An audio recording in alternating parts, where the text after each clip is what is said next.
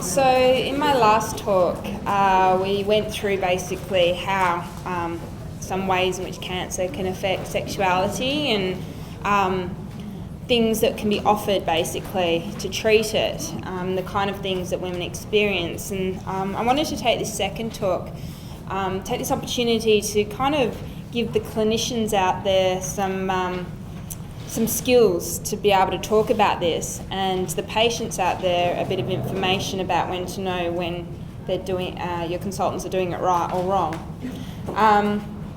So I'm just going to go through the importance of discussing sexuality and ways in which we can discuss it. So I'll cover why it's important to discuss it. Statistics yet again. Can you see I did an applied statistics degree? And to talk about some of the barriers that we face in discussing sexuality, and then to go through this explicit model, which is the model I like to use to raise sexuality regularly. So why should we discuss sexuality?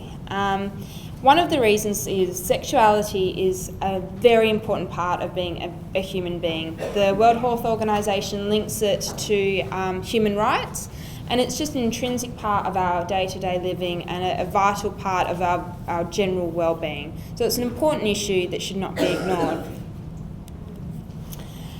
Another reason we should discuss sexuality is that women are living longer with cancer. So before these treatments, the prognosis of cancer was a death sentence, but now it's not so much. And we've got improved rates of survivorship.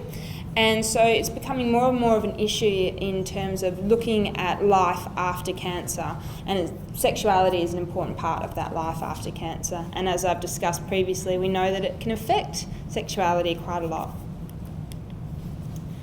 Another reason we should discuss sexuality is that we can actually treat it. So it's important to discuss it, because until you start talking about it, you don't know what things you can offer and what treatments are available. And it's really important for us as clinicians to be the one initiating that conversation. So statistics. So from Marwick et al., which was discussed earlier, we know that 85% of patients want to discuss sexuality with their clinician. So they want to have that conversation, they're not scared of it. 98% of clinicians think they should talk about it and think it's important, which is encouraging that a majority of us actually recognise it as an important topic. But how does that translate? Very poorly, actually. 10 to 35% of clinicians discuss it.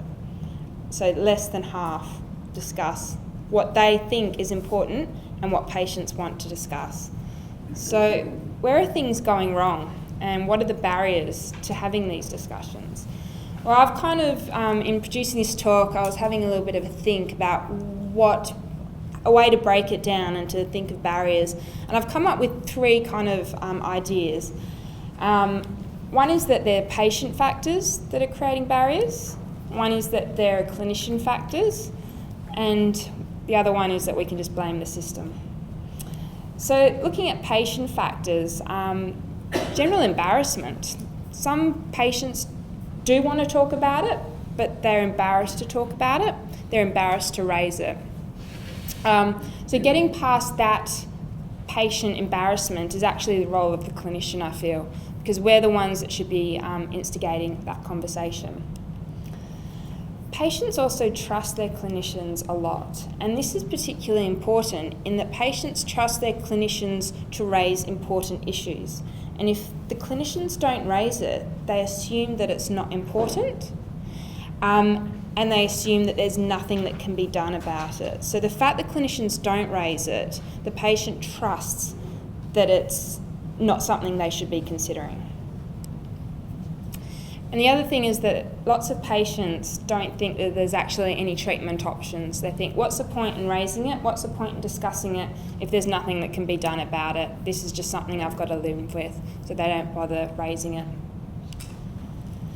So then we get on to clinician factors, and clinicians are people too, and we feel embarrassment about the same thing. We all giggle at the same sex jokes.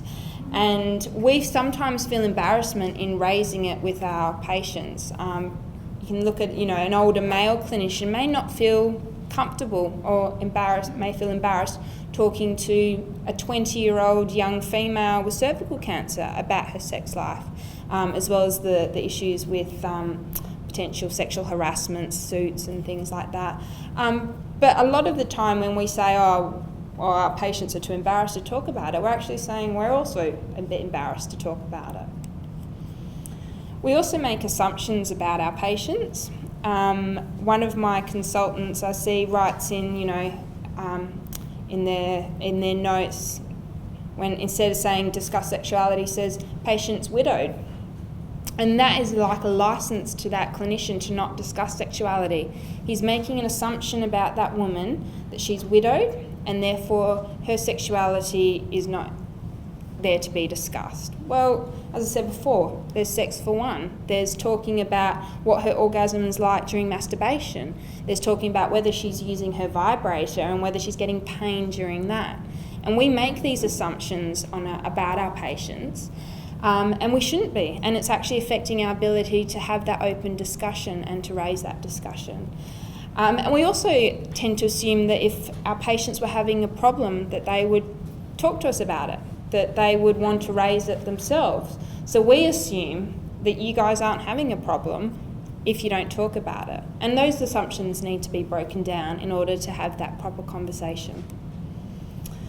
So clinicians also don't think they're adequately trained to discuss sexuality. And I was talking to Tran about this, and we don't get any formal training in med school about how to talk about sex. We get told how to talk about high blood pressure and losing weight, but we don't actually get any skills in order to talk about sexuality, to make it seem like a normal part of being a doctor. And in one of my studies, which I didn't tell you about, we basically surveyed gynaecologists around the world and to see what their perceptions were in the way that they discuss sexuality with women. And disturbingly, we found over a quarter felt that they were inadequately trained to talk about sexuality. So you're not going to get that same confidence in talking about sexuality if you don't feel that you're adequately trained to do so. Some clinicians don't think it's their responsibility. And in my study, it was about 20% didn't think it was their responsibility to talk about sex with their patients. And in some of these circumstances, they were in clinics where they would have a sexual counsellor or a psychologist or a dedicated nurse that would talk about this. But the fact that they don't actually think it's their role or their area to discuss it, might be a GP's area or something like that, also puts up barriers to mentioning it at every opportunity. And as I talked to Selva about it earlier today, we have priorities during our consult. We get 15 minutes to cover everything that's happened to you in the last 6 to 12 months sometimes. And within gynaecology, that focus is cancer, it's recurrence. We know that there's that risk of recurrence. So our priority, our personal priority as a doctor, is to talk about the recurrence, to examine and give the good news that it's not back, or broach the potential bad news that you might need to go for a PET scan or something. So the priorities for that consult for us are often not the same as it would be for the patient. And we tend not to prioritise that discussion about sexuality and put cancer as the more important issue to discuss in these limited timing. Which brings me nicely onto the system factors, is timing. So we have a system where we get very little time with our patients, where we don't get the ability to have half an hour, 45-minute consults and to go through everything.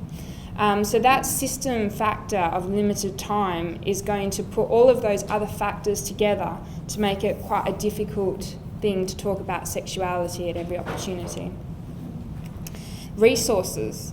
So in many cases, consultants or clinicians don't want to discuss it because they don't actually know what options are available, or they may not actually be able to offer any options. So remote patients.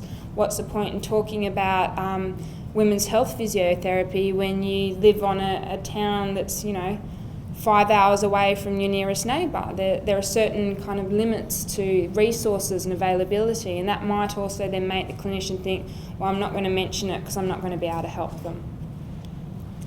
And then there's education, and there's education for patients and there's education for clinicians, and both to be aware of the issue, the options, and what to do about it.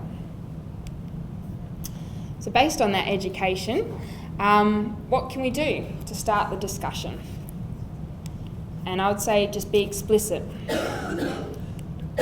So the explicit model is the model that I think is quite nice and simple in discussing sexuality. And the X stands for extended. And it was initially made just to be how to discuss it after cancer. So in your first, appointment with your doctor or with your patient after they've been had their treatment, you be explicit. Well, we now know that it needs to be extended. It needs to be discussed at every single consult, at every single stage of treatment, and throughout the entirety of that woman's journey from initial consult to discharge. It needs to be discussed, and I would say even beyond discharge. And we see women with risk reduction surgery, and I suspect that their high rates of sexual dysfunction is because we've removed their ovaries, fallopian tubes. There was no cancer, so they're discharged, but they're not followed up. And so they have these sexual problems, but they're not seen by anyone regularly and not given the opportunity to discuss these with a specialist. And so then they develop these long-standing sexual issues. But if we raise it at every opportunity, and we make it just part of our regular routine, and we can make sure that these issues are raised and discussed. So the implicit part of explicit stands for permission, limited information, specific suggestions, and then intensive therapy. Okay, so permission. And permission relates to not only getting permission from the patient to discuss it, but about giving the patient permission to talk about it. And so it's actually just opening up at every opportunity that opportunity to discuss sexuality. It's giving permission to make it into something that is discussed routinely within the consult. So I usually start with something like, we know that cancer can have a huge impact on sexuality or sex life. Do you have any concerns or issues? So that's inviting patients to say whatever issues they had. We're the first ones to mention the S word, the sex, and we say it, with a straight face or a little bit of a wink, depending on the patient. And then you can go on from there. And then if they have any concerns, it might just be all they need to then start that conversation up. In the permission granting stage, I think the rule number one is to always ask and to assume nothing. Like that woman that I talked about earlier, the 75-year-old with a vibrator. She was stoked. She'd probably want one her whole life, but it wasn't until we started talking about it. And I didn't assume that because she was older, single lady, that she wasn't a sexual being, that she wasn't interested in it and didn't want to explore that side of things. Well, that's gone back. So that's part of the P side of things. And then we go on to giving the limited information. So this is not solving all of her problems. And by the way, so far this is all have taken about 10 seconds to actually say to her, hey, we know that things are affected, how's your sex life going? We then go on to limited information, and this is not, as I said, not solving all the problems. This is not giving her a huge A4 list of things that we can do and showing huge diagrams of the neural input of the clitoris. It's just basic information related to whatever issue she's having. So in the example of my lady who had teeth in her vagina, I'll say, well, we've taken out your ovaries in that treatment and you're going through menopause, and we know that vaginal dryness is a really common side effect of menopause. And all of a sudden she's like, oh, really? I didn't know that. I thought it was just me. I didn't know it was related to the menopause. And it just gives a little bit of information. So we can go through just based on, whatever specific issue they're having, just give a little bit of information and see how things go from there. We can then give specific suggestions. So I'd say, well, have you tried lubricant? We sell our own lubricant in our practice so that women don't have to go to their sex shop or go into their supermarket and stand in front of that really awkward aisle. We all know the really awkward aisle. So we give them a brown paper bag with their lubricant. But there's other things, dilators, vibrators, HRT, just give them one or two little kind of suggestions and see how things go from there. Now, we can't solve everything in a 15-minute consult, and so far, hopefully, this has only taken up about 3 minutes of that time. There are things that we can't solve. We don't have the confidence to solve it. We may not have the capacity to solve it, in which case we need to refer to someone for some intensive therapy. And that might be a referral to a sexologist, that might be a referral to a physiotherapist, to a psychologist, to someone that can, advise on dilation, depending on the woman. Menopause clinics are fabulous as well. And so we don't have to own the issue ourselves, but we can offer the referral to someone that will be able to solve it. And I think that takes away a lot of the fear for clinicians as well, that fear that we need to always solve the problem ourselves. We don't have to refer on. So say something like, I have a great sexual therapist that I refer lots of my patients to. She's fabulous. She sees you as a couple or can see you as an individual.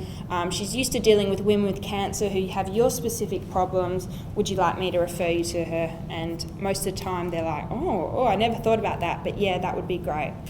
So it's just making that conversation happen, basically. And I'll finish by saying, if you don't ask, you never know, and we can't do anything about it till we talk about it.